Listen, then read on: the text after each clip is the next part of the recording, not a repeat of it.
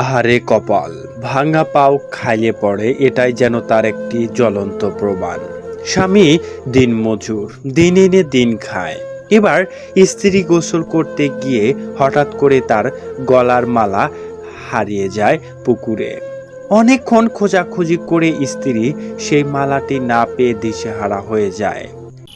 আসসালামু আলাইকুম সম্মানিত দর্শক মণ্ডলী, গুরুত্বপূর্ণ কিছু ভিডিওর আপডেট নিয়ে এসেছি যা এই মুহূর্তে ভাইরাল। নেট দুনিয়া তোলপাড়, সামাজিক যোগাযোগের মাধ্যমে চাঞ্চল্যকর সৃষ্টি হয়েছে।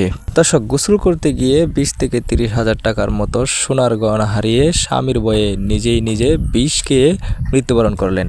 চলুন দর্শক, বিস্তারিত ভিডিওটি না টেনে সম্পূর্ণ ভিডিওটি শেষ পর্যন্ত দেখতে থাকি। আহারে কপাল, ভাঙা পাও খাইয়ে পড়ে, এটাই যেন তার একটি জ্বলন্ত প্রমাণ। স্বামী দিনমজুর, দিন এনে দিন খায়।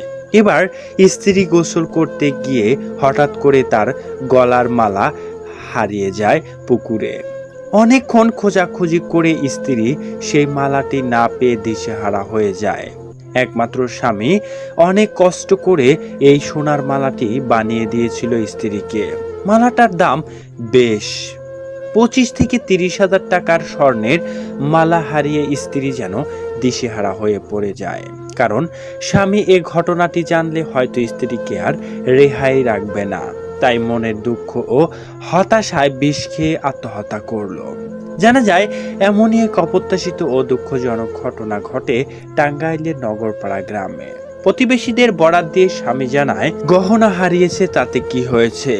স্ত্রী আমাকে এসে বললে হয়তো গহনা ফিরে পেতাম, কিন্তু আমার ভয়ে বিষ খেয়ে জীবন দিল, হয়তো স্ত্রীকে আর ফিরে পাবো না। আল্লাহ, আমার কি ক্ষতি হয়ে গেল?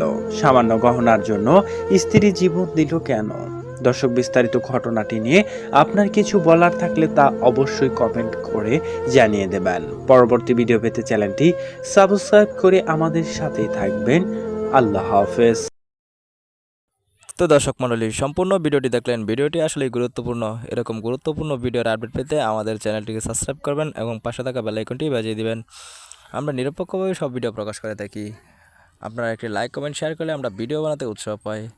তাই বেশি দিন কথা না বাড়িয়ে আজকের মতো বিদায় নিচ্ছি। দেখা হবে অন্য কোনো ভিডিওতে। সেই পর্যন্ত সবাই সুস্থ থাকুন, ভালো থাকুন। আসসালামু আলাইকুম রাহমাতুল্লাহ।